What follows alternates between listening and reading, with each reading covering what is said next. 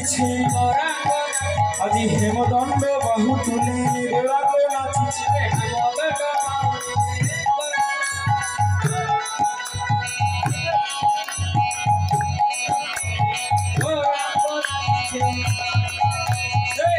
গৌরাঙ্গ নৃত্য করছে কেমন করে হেমদণ্ড বাহু তুলে কেন বাহু তুলেছেন কেন বাহু তুলছেন বলে নিজে আচরণ করে জীবকে শিক্ষা দিচ্ছেন বাহু তোলা শব্দের অর্থ কি আত্মসমর্পণ করা নয় তাই নিজে আচরণ করে শিক্ষা দিচ্ছেন ওগো যখন তোমরা নৃত্য করবে একবার হলো বাহু উত্তোলন করবে কেননা যার উদ্দেশ্যে নৃত্য করবে তার উদ্দেশ্যে যেন নিজেকে সম্পূর্ণ সঁপে দিবে আমরা নৃত্য কেন করি বলে আমাদের দেহের যদি কোনো পাপ থাকে তাহলে সেই পাপ আর আমাদের দেহে থাকবে না ওই নৃত্যের সহিত পাপ উধাও হয়ে চলে যাবে তাই মহাজন বলছেন দেখো গৌরাঙ্গ নাচিছে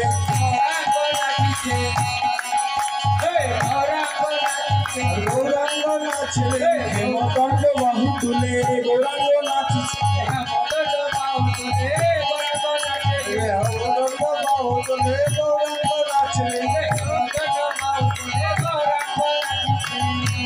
হেমদণ্ড বাহু তুলে গৌরাঙ্গ নৃত্য করছেন এখন গৌরাঙ্গের নৃত্য দর্শন করে নিত্যানন্দ আর থাকতে পারেননি কেন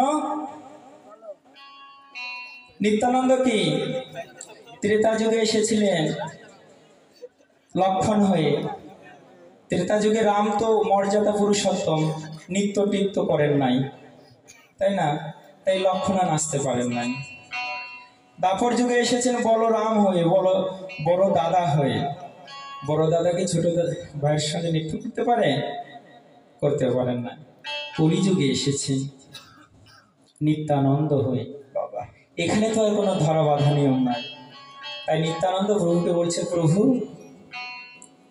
3 যুগে আমি নৃত্য করতে পারি না আজ আর তুমি বাধা দিও না আজ আমি নৃত্য করব দেখো নিত্যানন্দ নাচিছে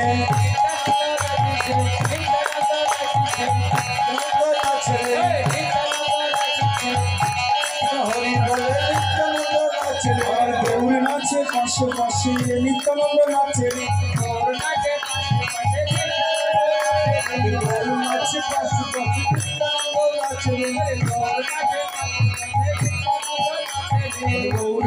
পাশে পাশে নিত্যানন্দ নাচে যেন নিত্য রসই আস্বাদনে নিত্যানন্দ নাচে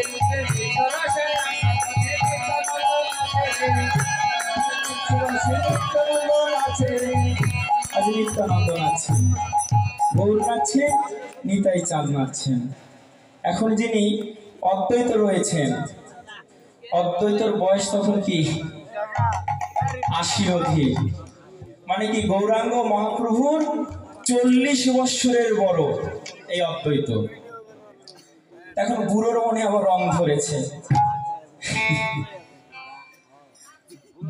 আচ্ছা এই জায়গায় যদি নৃত্যের কম্পিটিশন হয় তাহলে কারা আগে আসবে ছেলেরা না বৃদ্ধরা আগে বৃদ্ধরা আসবে হ্যাঁ আগে কি আসবে ছেলেরা আসবে না কিন্তু এই নবদ্বীপে আবার হয়েছে উল্টো ছেলেরা তো নৃত্য করছে যেমন তেমন বুড়ো আর বসে থাকেনি বুড়ো নৃত্য করছে কেমন করে দেখো অদ্বৈত নাচিছে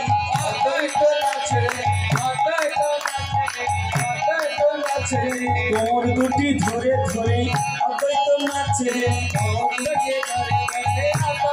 ও মা আজ অদ্বৈত কোমর ধরেছেন কেন জানেন বুড়ো মানুষ বুড়ো মানুষ মাজার ব্যথা হয়েছে তাই কোমর ধরেছেন কিন্তু নাচার স্বাদ আর উনি ছাড়তে পারছেন না দেখো এই অদ্বৈত নাচিছে কি আনন্দ হয়েছে রে কি আনন্দ হয়েছে রে কি আনন্দ হয়েছে রে কি আনন্দ হয়েছে রে নাচে নিতাই নাচে কি আনন্দ হয়েছে রে নাচে নিতাই নাচে কি আনন্দ হয়েছে রে অদ্বৈত নৃত্য করছেন আর কি বলছেন জানে? অদ্বৈতের মনে আজ বড়ই আনন্দ। কেন আনন্দ?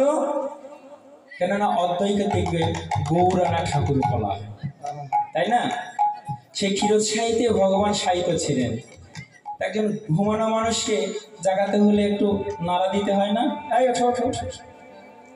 তাই অদ্বৈত প্রভু কলিযুগে এসে প্রতিদিন গঙ্গা জল আর তুলসী দিয়ে হুঙ্কার ছাড়তেন। তো যখন হুঙ্কার ছাড়তেন ওই প্রভু নাড়া পেতেন, এই জন্য অদ্বৈত প্রভুকে নাড়া বলা হয়। দেখো এই অদ্বৈত নাচিছে, এনেছি এনেছি বলে অদ্বৈত নাচে।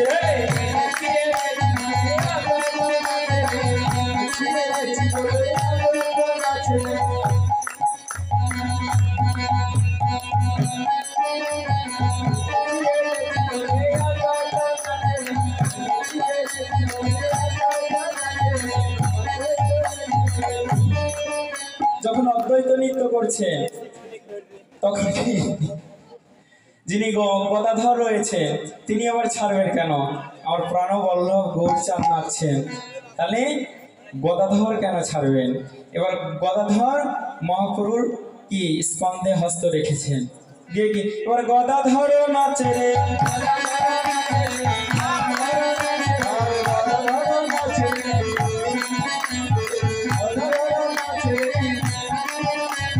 গৌরাঙ্গ কাছে গদাধর নাচে রে।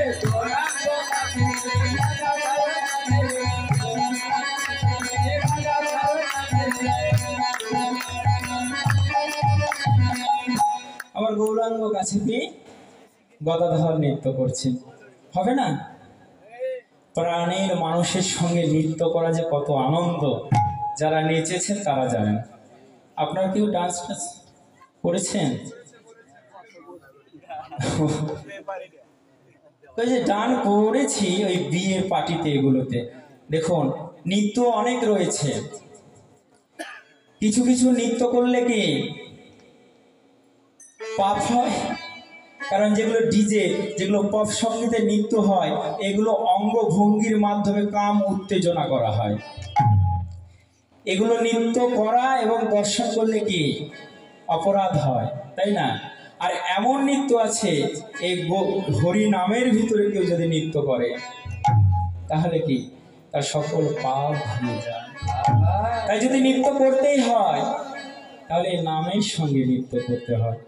তাই যখন শ্রীবাসের অঙ্গনে মহাপ্রভু নৃত্য করছে, তাহলে শ্রীবাসের আনন্দ হবে না? তাই শ্রীবাসের বসে থাকেন, ও প্রভু আমিও নাচিব,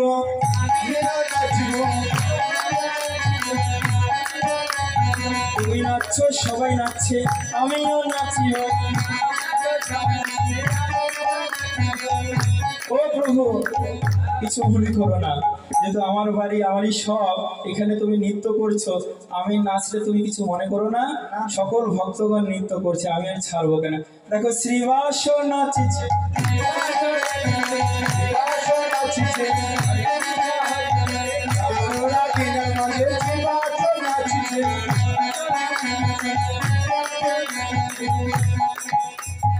শ্রীবাস নৃত্য করছে। তো যখন শ্রীবাস নৃত্য করছেন আর যত সকল ভক্তগণ ছিলেন, ভক্তগণ এখন ছাড়বে কেন, তাই না? এখন সকল ভক্তগণ নৃত্য করছেন। কেমন করে? দেখো ভক্তবৃন্দ নাচছে,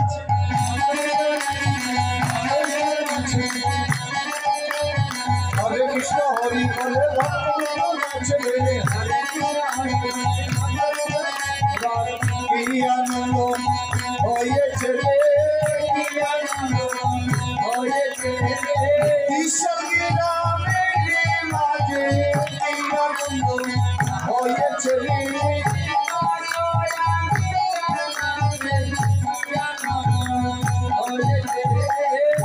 সকল ভক্তবৃন্দ নাচছে।